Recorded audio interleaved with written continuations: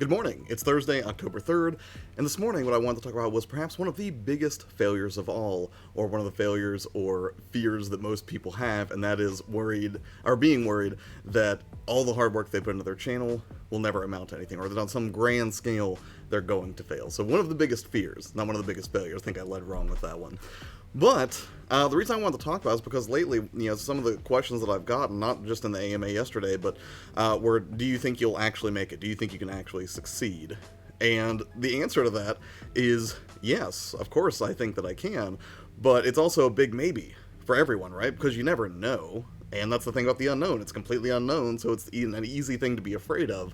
So, Sushi, Sawyer, Beck, Judge, Ribme, hello, how are you? Caitlin, how's it going? I started it late. That's my fault. I was a couple minutes late on this one, Caitlin. So yeah, that's what I wanted to talk about today. Because I think the chief thing that happens there is that people get failure confused with setbacks. And I think another distinction there is that there's like objective failure versus the personal feeling of failure. And I think what a lot of people are afraid of is the feeling of failing, or thinking that, what if I put all this hard work into my channel and I've been doing this for a while, what if it never takes off? And I think that that's not necessarily the best perspective to have, because the way I see it, you can't lose. The only way you really lose, and I've said this before, is if you just don't do anything. I think that is problematic, but I don't think it's necessarily something that you need to be completely terrified of, and I think a lot of people are, and I think it keeps them inert, and I think it makes them not even really want to start. 8-Bit, what's up, man? Reese says my PS4 account randomly got suspended when I tried signing in. They didn't give me a good reason why. That sucks. That's unfortunate. That's a real fear. Actually, you know what? That keys into the first point that I think works really well, and that is that, failure is not the same thing as setback. Everyone has setbacks, regardless of what you're trying to do, but especially on YouTube, I think. Whenever you're trying to accomplish something, you're trying to get more views, more subscribers, you're trying to grow your footprint online, whatever it is, setbacks are an inevitability. So in that regard, yes, like if you look at failure as a setback and you equate those two, yeah, you're going to fail all the time, but it's a good thing, not a bad thing. No company, no individual, nobody has something they try to achieve where it's just a completely upward trajectory, right? If that were the case, then everybody who ever just had like one good idea, they would just instantly rock to the top of whatever industry that they play in, and it would be an instant success story, right? They would just never fail. They would never, have times, like when they, views are a little bit lower than they normally are, they would just constantly be going up, and it's just not realistic. In fact, it's impossible based on the nature of the internet.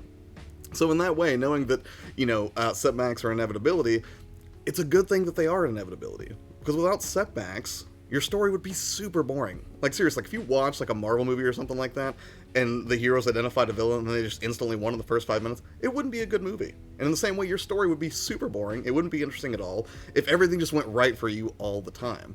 You need that kind of stuff because it helps build resilience, it helps you learn new things about yourself, it helps you learn new things about YouTube and the process that you're going through. So in that way, it's not, it's not like this damnable, horrible thing that is just out to get you. It's something that, helps build character and builds motivation, and kind of helps you build, what's the word? Not motivation, what's the word I'm looking for? I can't remember what it is. It's like resilience, but it's that moxie, I guess, that you build that helps you keep going. Josh says, is this stream inspired by the conversation from your last... Which conversation was it? Possibly. Subconsciously, it very well could be. I just woke up thinking about it, and I was like, you know what, I really want to make Little Mac a thumbnail, and I thought that was a good thumbnail choice, because if you guys ever played the original Punch-Out, then you know that whenever you lose, Little Mac's put to a decision, right? It's like, give up, retire, and then you have like this countdown from 10, and you have to decide if you're going to try to, get back in the fight after you lose, or if you're going to, give up. And that, to me, is real failure, is just, completely giving up or deciding, you know what, everything's too scary, all these setbacks are too hard, I'm just not even going to try. And that's the thing.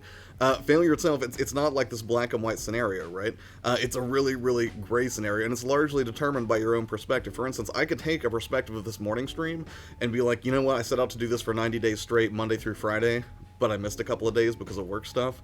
I could look at that and be like, yep, you failed. And then I could just hang it up and just not do the morning streams anymore, because by that measure, I already bombed, right? I messed up. I wasn't able to stay consistent for a solid, what wouldn't be 90 days? I guess it would be like, what is that? Oh, God, I don't math good.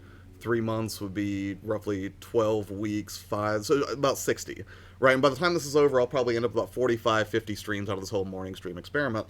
But if I look at it from another perspective, even though I didn't hit it every day like I'd originally intended to, I still got about 40 or 50, right, by the time this whole thing's over with, and I've gotten to have a lot of great conversations, and I got to learn a lot of new things, and I got to, have some technical difficulties to overcome, as we've seen in the streams the past couple weeks when things just completely died and there wasn't a whole lot I could do about it, which made me a little bit more nimble on my feet, or a little bit easier, or I guess a little bit better at rolling with the punches that inevitably arise from, the most vulnerable, and I would say, like, the most chaotic format that you could engage on online, which is, live video, right? Everything could go wrong. Let's see. Mom says resilience? Yes, resilience. And hello, Mom. How are you? Neo, how you doing this morning, man? I remember you had a few viewers who were discouraged with their subscription growth pacing. Right, and that's the thing, like, if matter of perspective, right?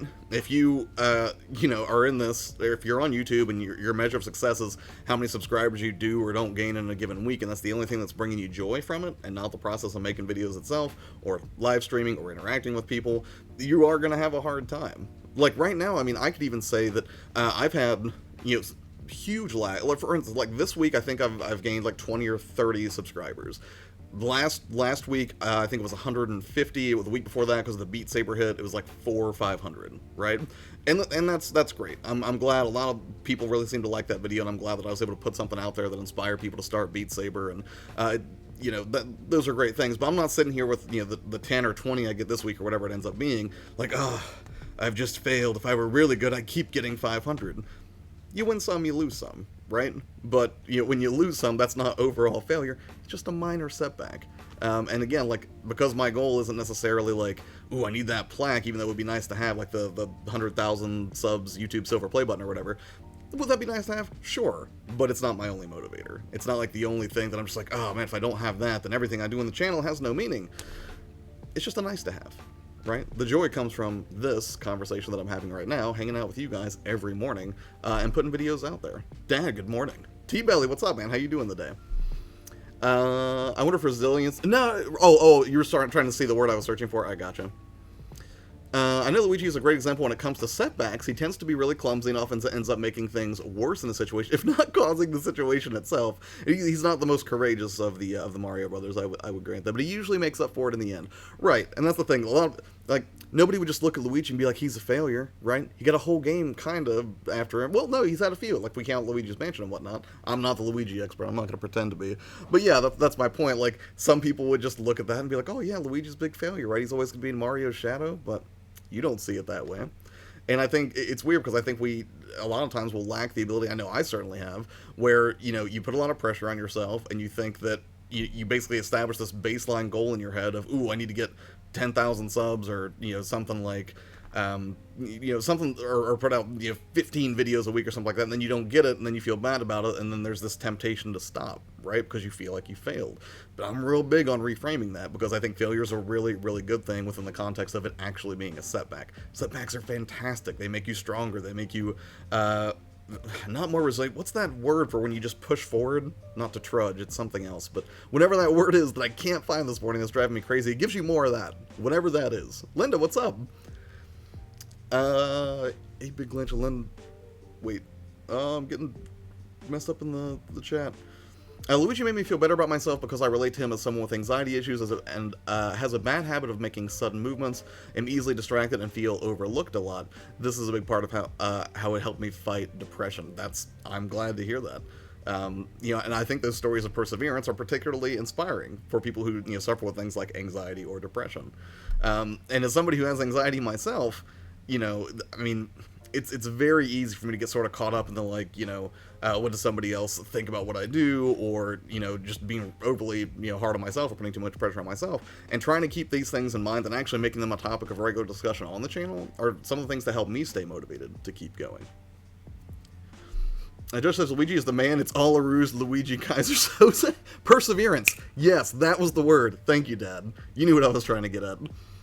Oak City says, wants Excitebike to put out a free-to-play mobile app Excitebike game that requires a large cardboard cutout to be assembled before you can play it.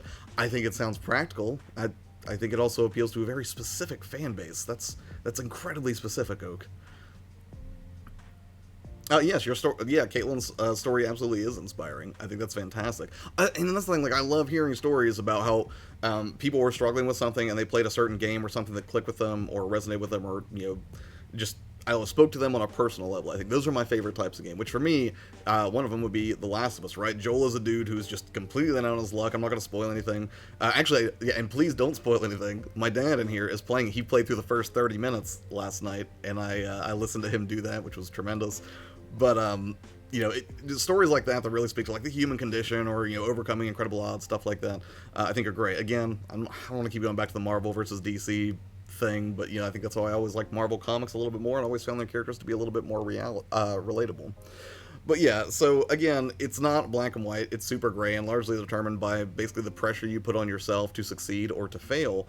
And that's the thing. You only really ever fail by the standards you set for yourself, right? That's all in your head. And I think a lot of the times when people say, "Oh, I'm afraid of failing," what they're really saying is not that they're afraid that they're going to fail to meet some objective standard of win or lose, or even they're going to meet some subjective standard of what they consider to be success or failure, especially when it comes to YouTube. But I think a lot of the time people are worried, like, what is somebody else going to think? Like, what are people going to think if I try this, I put all this work in, and it doesn't work out? That's going to be humiliating. That's going to be damaging. It's going to be something that's very hard for me to deal with. But the truth is, you don't need to worry about what everybody else thinks for a couple of reasons. And I say that full well knowing that on YouTube, you're playing to the largest potential audience on the planet, right? Because there's an infinite amount of viewers, theoretically, whenever you go to the stage that is YouTube. But I would say this, when it comes to that, first off, when I say it doesn't matter what other people think, it truly doesn't have like a tangible impact on what you do or don't do, right? Plus, they don't know your story. They don't know the things that you're dealing with. They don't know what it takes to produce the kind of content that you do as a creator. And then beyond that, even though the visibility of those potential failures or setbacks is very large, they can't see the wins the way that you see them, right? Your wins, your losses, they're yours. They don't belong to anybody else. And I would even make the argument that if you want to look at it through that lens, right? If you want to talk about humiliation on the world stage of YouTube, you could look you could point to probably one of the biggest ones of this year, and that would be the whole Pro Jared scandal here, right? And I'm not here to defend or condemn Pro Jared. I don't know all the details. I never knew all the details, but what I do know is that people didn't hesitate to throw that dude under the bus, or to sort of start like, just being like, oh, he wrecked his whole career and everything. And if you wanted to say that is your objective standard for failure on YouTube is what happened with that whole debacle, that dude bounced back. Like, even though he took a tremendous hit and lots of people were kicking that dude when he was down, he's back making content again. So, if he can survive all of that, which is, drama on a scale that most of us will never experience, hopefully. Whatever, troll or negativity or toxicity gets tossed your way by a random comment or somebody who doesn't like what you do in social is probably not going to be the end of you, as long as you can contextualize it and kind of, keep it reframed, I guess, in the appropriate way. Let me catch up with the chat here. I want a $500 Labo kit that's virtual reality studio with augmented reality, requires 2 Switch consoles to function properly. I don't think Nintendo's that greedy. Come on. That's a little heavy, isn't it? Ernest says, I'm just saying hi because I gotta go. No worries, man. You have a good one. I appreciate you swinging in. Kalen says, I'm really upset with the company behind Mario and Luigi going bankrupt. Yeah, I did hear about that. I think we talked about it yesterday. I think they did. Actually, I think it's fair to say that they probably did play a big part in shaping Luigi's personality. I think they certainly made him less of like a second fiddle to Mario throughout those adventures. Dragon, hello, how are you doing? Quicksand, good to see you, man. I'm not awake, Josh. I'm sorry I didn't hear that. Can you say all that back? I absolutely can't. Half the time, the stuff that comes out of my mouth, I immediately just forget it. I'm sorry. But you can play it back later. You can do that. T-Bliss says, I feel like everyone has their place on the YouTube platform. Everyone has a place, in my opinion. Right, and that's the thing. Some people will look at YouTube and they'll be like, oh, I got on YouTube and I don't have 1 million subscribers, ergo fail. But you might be speaking to a very specific audience, right? A lot of people, I think, fail to realize the thing that they're really crazy about may be incredibly niche, and there may only be 100,000 people in the world that are as passionate about that thing as they are, and if they can even capture just a fraction of that audience, which is already smaller than a lot of the sort of generic larger interest of video games, right? Because that's extremely broad when you think about it, especially when you toss in PC, console gaming, mobile gaming. I don't think I could toss tabletop gaming in there, but you know what I mean. Like, there are a lot of different subsets to gaming, but just because you're not talking to a million people every day doesn't mean that you're failing. You know, the way I see it, if I talk to one person a day, it's a huge win for me. I could be talking to nobody. So I think perspective and self-awareness are a couple of really, really underrated traits that you could cultivate as a creator. Our place is at the top of the middle of the bottom half. That's terrible. Even though I got my first dislike yesterday, good for you, man. Dislikes are amazing. Got my first dislike yesterday. I feel like bad attention can be just as good attention. Is that wrong to think this way? Not at all. Engagement is engagement. Generally speaking, YouTube doesn't really care if it's a thumbs up or thumbs down, so far as I know, right? I don't have some YouTube expert tucked away in here that I could just be like, is it true? But as far as I can tell, it does not seem to impact you in a huge way one way or the other if you get thumbs up or thumbs down. If people are engaging, that's all that matters. And and the thing that bugs me about thumbs down is it doesn't give you any context as a creator, right? And I'll tell you this, like, the reason people thumbs down videos sometimes is not the reason you'd expect. A lot of people will jump to the conclusion that a dislike means that they dislike you instead of what you created. And in some cases, they just feel like it wasn't exactly what they were looking for. Sometimes it's just trolls who are just like, I don't like this dude's face. They're going to thumbs down you for reasons that make no sense. You might have had the best video ever that truly appealed to their interests and was perfectly tailored to them, and they liked it, but for some arbitrary reason, they might just hit the thumbs down button. So, yeah, I would be happy with a thumbs down, because I would take a thumbs down over no engagement at all. Now, I'm not on a mission to make people hate me or anything like that, but I also recognize that I'm not going to please everybody, and you're not going to either. It's not the end of the world. It's a good thing, actually. Epic Glitch. Our first troll was kids from my school calling my... Really? I just noted, and his them? I don't know what you're saying there, Oak. But I'm surprised that a kid, from your kid's school would try to troll you on your channel. I have to say, it's crappy, but I kind of admire the commitment. That's going the extra mile, isn't it? I mean, it's horrible, but persistent. Again, it was so weird because one of the biggest collaborations I've done, so I was just like, really? Well, and that's the thing, too. If it's one of the biggest collaborations you've done and you're bringing in people from another audience, I mean, you know, if you have more viewers watching than you normally would, then statistically speaking, you're more likely to get thumbs down than you would have been before if you didn't do a collaboration and you had a smaller viewership. You know, it's just cold, hard math, Neo. Nothing to be concerned about. Oh, there were a couple of kids with your kid in there, and they commented on both of them? Okay, that's pretty garbage. Not the best. Eat Big Glitch says, I got my very first troll last week, left some very negative comments, which I didn't care about, but then started picking on others who left comments, so I deleted all the comments. Yeah, and I think that's the thing a lot of people forget, too, is, like, you know, it's your channel, right? You decide what stays and what goes. Nobody has a right to just have a presence on your channel just because they think they do. Like, there's no entitlement there, you know? Like, for me, you know, I love making content on YouTube, but ultimately for me, it's, you know, like, I'm not going to get into any comment wars or anything like that. I've got plenty of real life drama I can deal with. I don't come here for that. I come here to talk about, you know, just YouTube content and video games, because those are the things that I love, that I'm super passionate about, and this is where I get to do that. You know, I don't come here to, you know, get into big debates or debacles normally. Like, I have strong opinions on certain aspects of YouTube that I can talk about, and I think I can engage in friendly debate that way, but yeah, you know, if something makes you uncomfortable on your channel, blow it away. And, you know, some people are like, well, what if that person doesn't come back, or what if, you know, what if I start losing viewers? I would say it's probably not a loss to lose those viewers. You can always get more viewers. There's, you know, what, 1 billion people on the web? More, I think, and millions more coming on every year. You'll get another shot. I promise you. Let's see, where am I at? Neo says, I have to thank you for pushing me and making me go for it. Dude, like, I'm glad I was able to give you a nudge in the right direction. I hope you had a really good experience, and I hope you keep doing it, man. That's awesome. What? Donation hype? Was there a donation? If so, I did not see it pop up. Oh no. But then again, my notifications have been acting really weird too. Like right now, I'm kind of on a split. I did just see that pop up. I've been having some problems with Streamlabs, so that's why I just saw. I looked at my email and saw that it was you. Thank you so much, T-Belly, for the donation, man. I really appreciate it. Yeah, I didn't see it pop up either, Dio. It's weird. Like I normally they're working just fine. I'm checking my. Oh, I know why. So I had to redo this scene in OBS, and I copied it from another one, and it looks like I didn't have the widgets on there. So I'm sorry, T-Belly, but I do appreciate the donation immensely. I bought him coffee. Many thanks. Actually, you probably bought me a another cotton candy bang for tomorrow morning, which thank you so much. Energy drinks are expensive. So yeah, those are just some of my thoughts. Again, like to really kind of tie this whole thing together, the only way that I feel like you really fail is if you just stop trying. If you allow circumstance, or if you allow the fear of the unknown, or what might or might not happen, get to you to the point where you stop. That's the only way I think you really fail. Because at that point, that's the thing. I can't sit here and tell you anybody in this chat.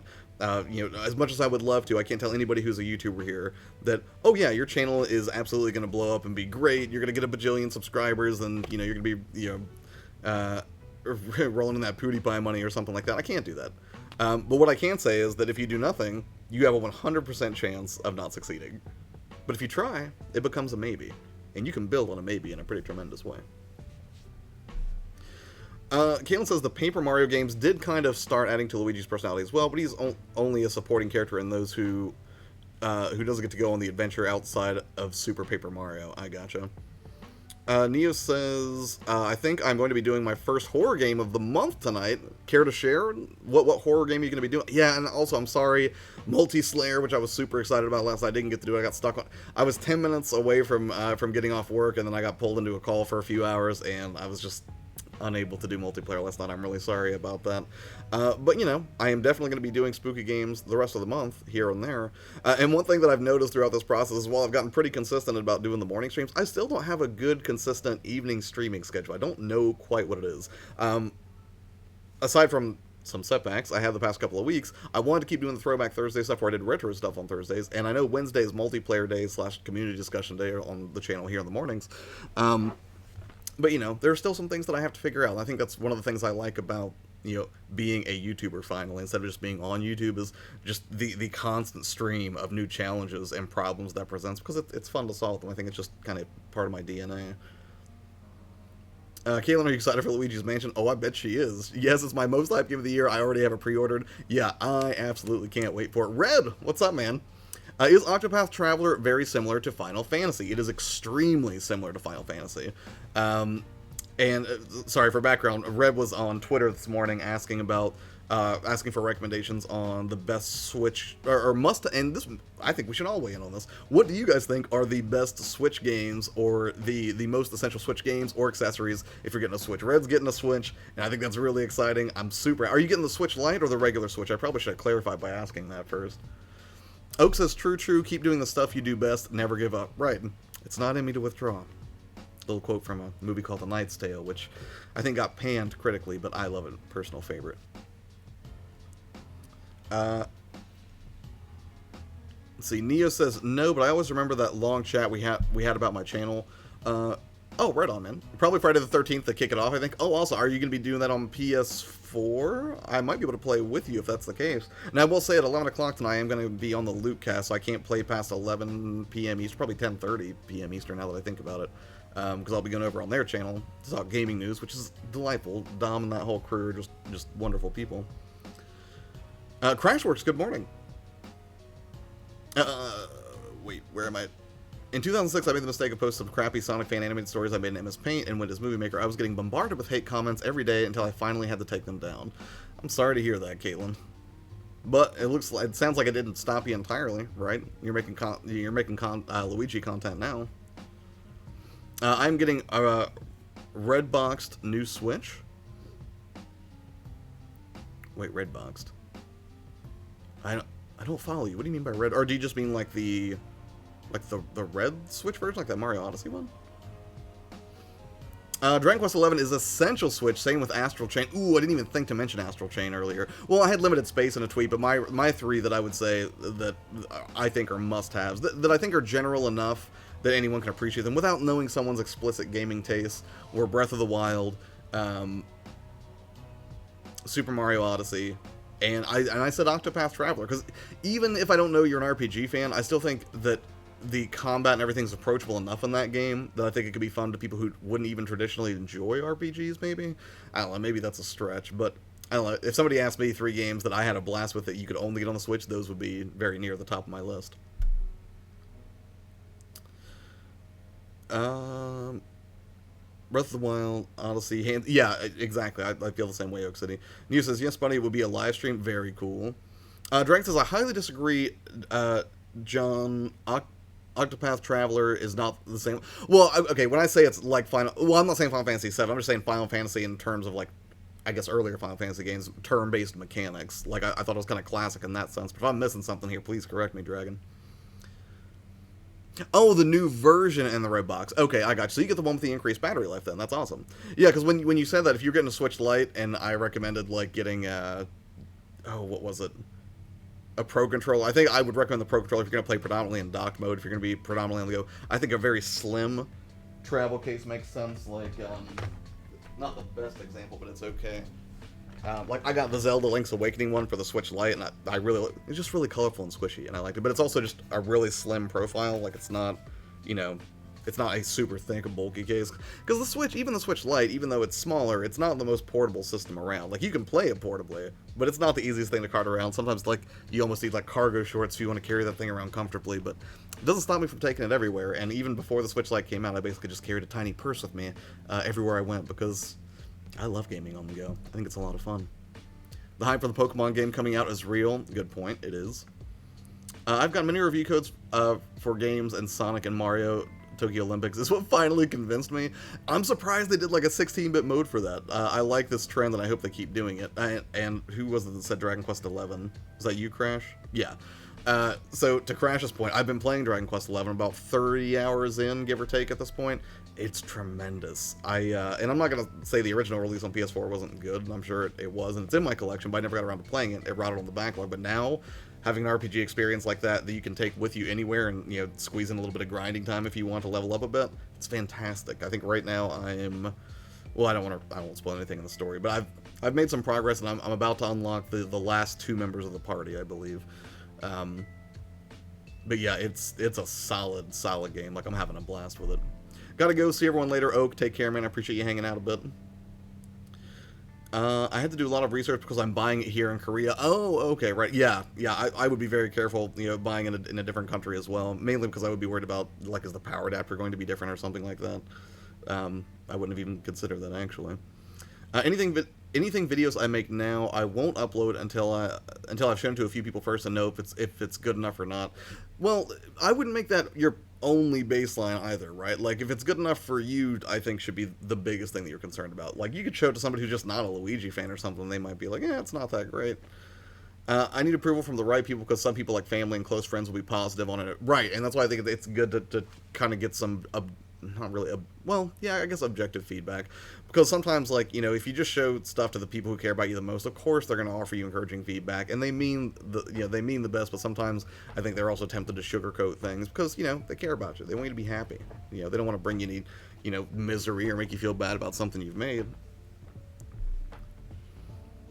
I think Dead by Daylight, I'll be doing it a lot as well. On the Switch or PS4, Neo? So I need to show it to people who see the flaws rather than looking at it through rose-colored glasses. Yeah, and I think that's totally healthy. And I think it's also good for you to just, you know, build up that sort of resilience or getting more comfortable with constructive criticism. Like, if someone's trolling you, someone's like, this video's garbage, and they give you no context, like, that's just trollish behavior. But, you know, someone who can say, hey, I think it's really good, but I think you could have done better here, or if you thought about trying it this way. I should probably do a whole video at some point about how to give constructive criticism without, like, you know, breaking somebody down. I feel like that's an issue for some people. Do you need anything other than a screen protector? I don't use a screen protector. I never put screen protectors on my devices. It might be worth getting one of those grips that sort of doubles as protection for portable play. I mean, then you're going to add bulk to the system. So, like, I think it's... what is that one grip? I can't remember what it's called. But it's like a giant plastic grip that basically it makes the sides almost more like a controller that snaps onto the Switch. I like it a lot. For me, that would probably be way too much bulk for portable play. But for some people, they absolutely swear by it, and they say it's a way more comfortable experience. Sadly, speaking of the Nintendo Switch, I am going to have to go return/exchange my Switch Lite, unfortunately. I've got a busted shoulder button. Not great. I would have expected Joy-Con drift. Not that I would have an R button that becomes unresponsive. Well, it's not that it's unresponsive. It becomes too responsive. And the weird thing is I haven't played any like fast or frenetic games like Smash or some shooter where I'd be like hitting that shoulder button really hard that might have dislodged that membrane underneath that makes the contact. I was playing Dragon Quest XI, and I was just kind of going back and forth between my characters, like in the equipment menu, and you can use L and R to do them. And I noticed when I hit R, it just stayed depressed, and it just kept scrolling. And then I was like, am I just imagining things? So I went out to in Dragon Quest XI, whenever you're playing, if you use the shoulder buttons, it'll actually rotate the camera as well if you don't want to use the analog stick. And sure enough, the camera just kept spinning to the right. So I had to call games. I'd be like, hey, would you guys let me exchange this? So now if they let me exchange it, I don't know if they're going to make me get another yellow one. If they don't have a yellow one, maybe I'll go for that blue one. Kind of have both colors. Get experience with the yellow and the turquoise. I have Dragon Quest XI for PS4. Okay, then you may not need it again. Oh, if you bought it and still haven't played it, that's where I was, and I went for it. Don Critic, what's up, man? How you doing this morning? Appreciate you coming over to the channel. At the store, they had the old Switch with the gray controllers. Yeah, I like colorful stuff. That, and it makes it easier, because, like, there's, for YouTube equipment and stuff, there's just, like, a sea of, like, black cables and components and gray objects. So whenever I buy gaming stuff, I basically get the boldest, most color-bomby stuff I can find, so it's easy to spot at a glance. Because a yellow Switch light really sticks out among a sea of, like, black and gray and white cables. Where am I at? Yes, all will be on PS4. I don't have the Xbox One, just the PS4 and the Switch. Okay, well, I knew that Dead by Daylight just came out for the Switch. I didn't know if you might be playing it on that, which I'm thinking about getting, but I don't know how many people on the channel would really have it for the Switch or have any interest in playing Dead by Daylight on the Switch, but it was something I was thinking about. Red says at the store they had the... Oh, wait, no, sorry, I just read that. Honestly, just do you. I understand you want people you're close to like what you're doing, but just do it. Good advice, Neo. I can respect that. Friday the 13th and Dead by Daylight on PS4. I have both of those on that platform, so I could play either one, Neo. Have you played Switch with other people at Starbucks? Coffee shop mini LAN party might be fun. You know what? I haven't, and I'm not opposed to that idea. And this is a conversation I got into with the people at GameStop recently. My buds over there. I really hope they push forward with this redesign of a bunch of their stores. They expand it and make it more of a social space, because there's just not. And if you know of any place in Columbus that I'm missing out on, please let me know. But there's not a lot of really good places to just kind of chill out with other gamers, right? Like a place where it's kind of specifically tailored to them. The best I could think of was Warp Zone, and that's only because Warp Zone has like a single chair that you can sit in. But I wish there were stores where you could just sort of hang out and sit down. Other than that, I would say maybe Video Game Exchange. Is Video Game Exchange? Yeah, VGMX up on Cleveland Avenue. But they're a combo like video game / tabletop place, right? So I don't know if I would feel comfortable sitting down to play Switch or video games on that side, because I think that's more for like the Magic the Gathering people and everything, or people that are playing tabletop games. But I just, I hope that GameStop does that and opens it up and makes it more of a place where people who are nuts about games can come together. Because normally, it's just game stores and it's very transactional, right? Which, it's a business, that makes sense. But, people come in, they get something, they leave. Then you can make an argument for barcades, but then if you don't really like the bar scene, or if you go to any barcade here in the area, it's always jam-packed with, like 200 people in there and you can barely move around. It's like you could really have a great, meaningful conversation with somebody because it's so loud and so crowded. I just wish there were more chill spots like that, you know what I mean? And coffee shop might be the best place to do it. Red says, I heard it's bad on the screen protector because of the dock on the screen. I heard it scratches it. I don't know. I never really used one. Grim Monolith, hello, how are you? Player 1, as you appeared. I haven't seen it. There might have been people who had that. Now, I've seen people who put extra accessories and it doesn't fit into the dock very well. But I don't have any experience with that myself, so I couldn't tell you like which accessories are probably safe and which ones aren't. I would just read a lot of reviews online, especially like Amazon reviews, because usually if you get something like that from Amazon, people will post pictures of their experience with it. So if it did do something to like, I don't know, make it harder to slide into the dock or scratch it up, usually people will post pictures there. So I would use that. Wait, Grey Knight, welcome. You said I don't think so, but I don't know what you're talking about. Oh, nothing much, just passing midterms. You know how it is. Good for you. That is tremendous. Oh, I got a plastic protective case for the back. Works well with the docking in a case I am traveling. Yeah, for me, I normally just have like a slipcase for the Switch, just so it has some protection when I run around with it. Sometimes I'll just throw the light in my pocket, though, and it seems to work okay. Would you recommend Twitch Prime? If you spend a lot of time on Twitch, maybe. I think they give you extra rewards for doing it. I personally don't spend a lot of time on Twitch, but Twitch Prime, that's just sort of included with your Amazon Prime membership, isn't it? Like, you don't have to pay extra for that out of the box. Or am I totally wrong here? I'm trying to remember. Can't go live with my Switch, but oh yeah, okay. Yeah, you can't go live natively from the Switch, which is unfortunate. Don says, been busy putting up daily content, also playing through Ukulele. Haven't touched it, but trying to catch up. Catch up before the new one comes out this month. That's right, it is. How are you doing? I'm pretty good, man. I'm fairly caffeinated this morning. You know, Spooktober's rolling right along. I got some nice Halloween wallpaper up here on my monitors. Planning out to go to some haunted houses. I got some spooky games that are piled up on the floor over here to figure out what I'm going to be playing. Things like, I can just look at it.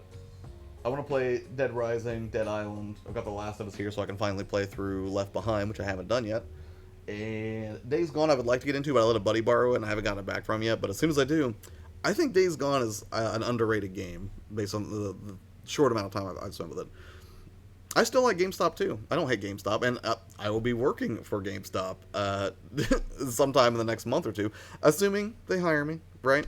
I'm not quitting my day job or anything. They basically were looking for seasonal hires, and they hit me up. And they're like, hey, would you be interested in it? And I was like, can I film stuff and talk about my behind-the-scene experience, working at GameStop? And they were like, well, yeah, you just can't reveal anything that would be street dated or anything we're not allowed to talk about. And I was like, okay, that's fair enough. I like tabletop gaming, I just don't do very much of it. Like, whenever I have occasion, I do. They should have gaming cafes in America, not GameStop. GameStop can please die. Really? Have you really never had a great experience at a GameStop, Red? I mean, I know that there are some horror stories about management at GameStop, but dude, like, every GameStop I've ever been to, I found great people who really cared about gaming, and they weren't just all about that upsell. But then again, I also tend to befriend a lot of people around there, so maybe I'm, speaking from a position of bias. Dragon says, Octopath Traveler battle system looks similar, but, they're totally different games? Is that what you're saying, Dragon? Adam says, we would go to barcades for work, and they are not that great. Yeah, dude, they're not that great. I mean, like 16-bit bar's fun. I like it. I was there when it opened, and, it was a good time. I think it's a great layout. I don't have any problem with 16-bit. It's just too busy, right? It's such a crowded space. In Korea, we have cat, dog, raccoon, and many animal cafes. There are even comic cat. Oh, that sounds amazing. Plenty of Magic the Gathering stores around here also do video games. Yeah, there's not a ton in my area that I'm aware of. Ken says, prior to Southeast Game Exchange, I did a couple of art stuff for Church First. I made an animated intro that was only shown once, and all the people that had invited to see it didn't show up. Oh, I'm sorry to hear that, Caitlin. Well, you don't need them anyways. You make for you.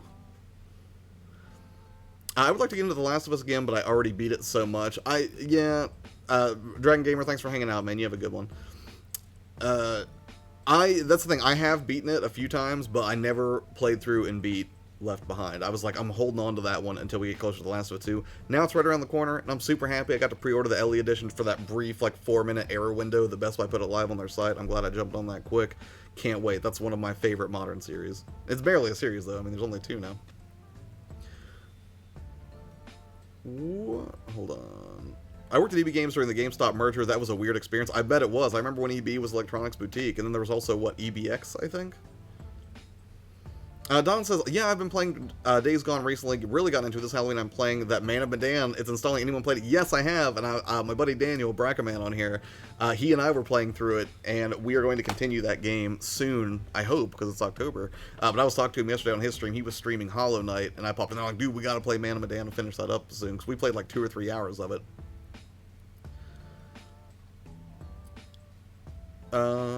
Color group picture I drew so it could be used for the title card to a series, and the series lasted 5 weeks. Well, that's awesome. I'll count that as a win. Not too shabby, Caitlin. I'll give you the details YourPlayerTwo when I'm playing the horror games I mentioned, and see if you want some gaming done together live or just casual. Yeah, man, I would be down to play some. If not tonight, then definitely this month. 2 multiplayer horror games that we both have on PS4. Yeah, I'm down. It's the perfect time. I've drawn several pictures for the worship leader there because he loved reading my comics and stuff I made based on the people at church, and they were displayed at each table at his party when he stepped down. Well, that's nice. Do you think that Sony... What? Sorry. It held that comment for review, I think, because you put sexy in it. I mean, I'd try to keep it family friendly, but I'm not completely prude. Where is your comment? Do you think that Sony will change their policies on boobs and sexy games now that their presidents are gone? They might.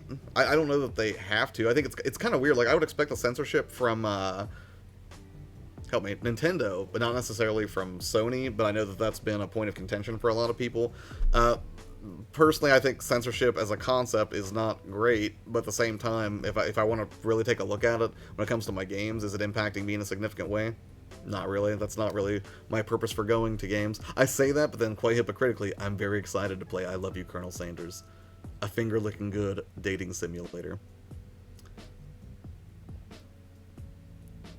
Where am I? Hello, Linda. Worship leader moved to another church without telling anyone and deleted his Facebook so I can't talk to him. Oh, that's weird. I'm sorry to hear it, Kaylin. Marvel Spider-Man has one more movie. Didn't they say he was going to get two? Because I thought that he was contracted to do at least one more under the new deal. And then also, is he supposed to make an appearance in like another Marvel property or something, but not like a sole Spider-Man movie? Or did I hear that wrong? Quicksand says you should check out Super Awesome Arcade. It's connected to the Sideswipe Tap Room. I'll screenshot that for later. I am interested.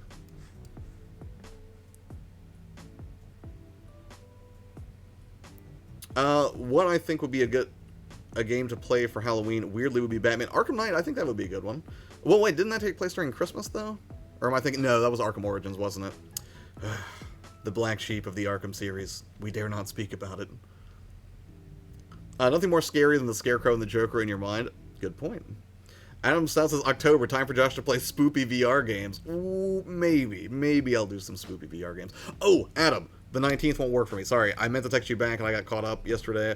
The 19th won't work, but what about the following weekend, maybe? Any availability then? Like the 26th, perhaps?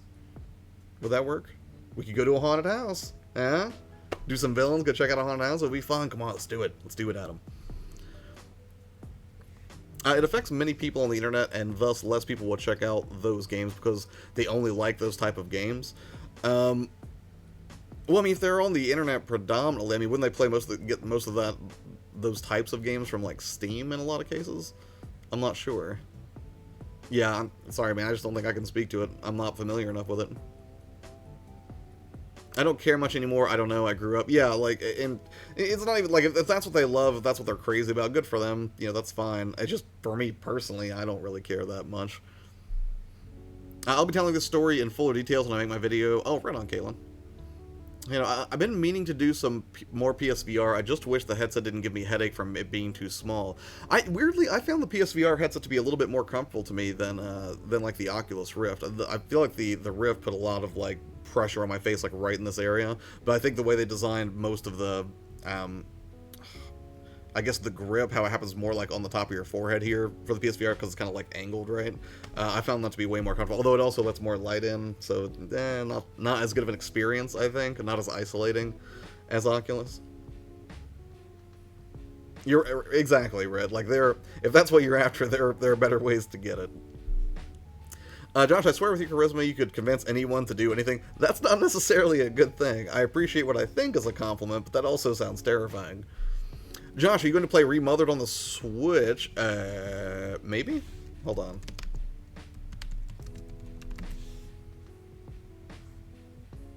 I know nothing about this game.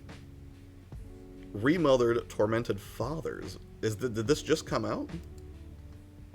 No. I mean, there were trailers for it back in June or July. Just looking at some quick video thumbnails that are playing, Linda, I would say yes, it looks spooky. June 27th. So not a new game, then. Scaredy Matt, what's up, man? How you doing? Speaking of horror games, somebody whose entire channel is built around the concept of fear and spooky things is Scaredy Matt. He is a delightful, dapper gentleman. Glad I didn't have the Rift. Yeah, no, it's not. The Rift is great. Like, I love the Rift. It's really good. It's just not as comfortable. For anyone who doesn't know, Josh has a huge head. It's true, and it's made more cartoonish by the hairstyle. He's right. Although, I don't know, Adam. You know, I think if we put your head next to mine in this stream we're going to do, I think your head's going to be slightly more watermelon-ish. We'll see, though. But I see where you're going.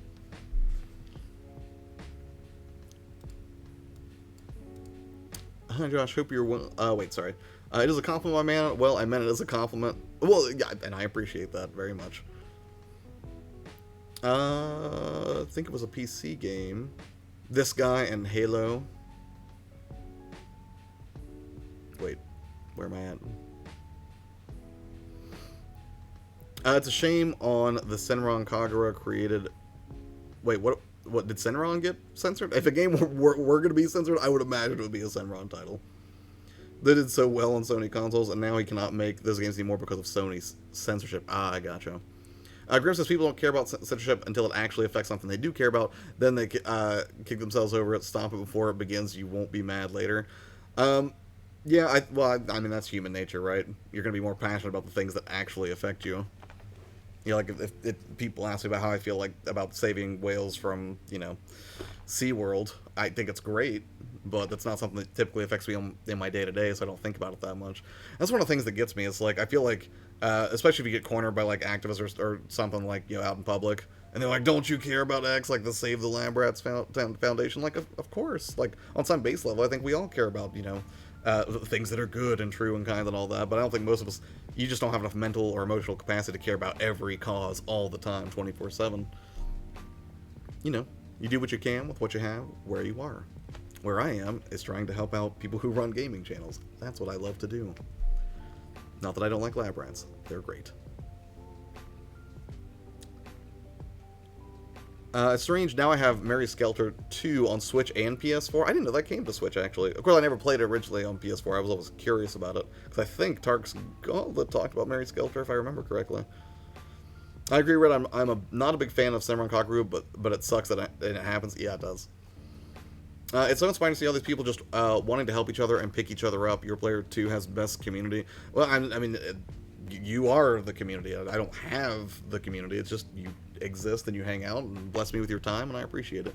But you're right. There's a lot of great, positive, encouraging, supportive people here, and that's one of the reasons that, you know, I very quickly got, because I was very afraid to do this morning stream, because I was like, can you really live stream that much in the mornings and still do tip style videos and still come up with you know, discussions that are going to be interesting and engaging that people are going to want to watch? And you guys keep coming back, which I really, really appreciate it, and I hope you're getting something good out of it. I hope it's not just like, you know, we just hang out and talk games. I hope that, you know, there's something fulfilling and inspiring about the whole thing, and I hope you connect with some other great people in the chat as well. PS4 from Japan, it's only released in the US Switch because Sony hates any game with blood, and yeah, that's true. Sorry, I'm not saying the word, or I'm trying not to say words like that, because, you know, again, one of the other things, well, I mean, I keep the channel family friendly anyways, but then even saying the words, I think, gets picked up and can de-rank you. It's not so much that I'm worried about being demonetized, but, you know, I don't want stuff to become less discoverable, and I don't want it to be like, you know, there's some 12-year-old creator out there who wants to watch the content. I don't want their parents to, like, walk in and be like, who? Well, YourPlayerTwo is a savage, you know. Of course, you need context, I guess, but still. YourPlayerTwo always has such the best advised, fantastic person. Matt, you big sweetie. Thank you. I appreciate that. I do what I can. Josh, can you really stream this much in the morning? Josh, yes. Yes, you can. I can. The quality hasn't quite been where I wanted it to, but then again, that's just me being hyperly self-critical and everything. I think I could have done better on a few videos, but, you know, I think, again, repetition breeds perfection, or the pursuit of perfection, I guess.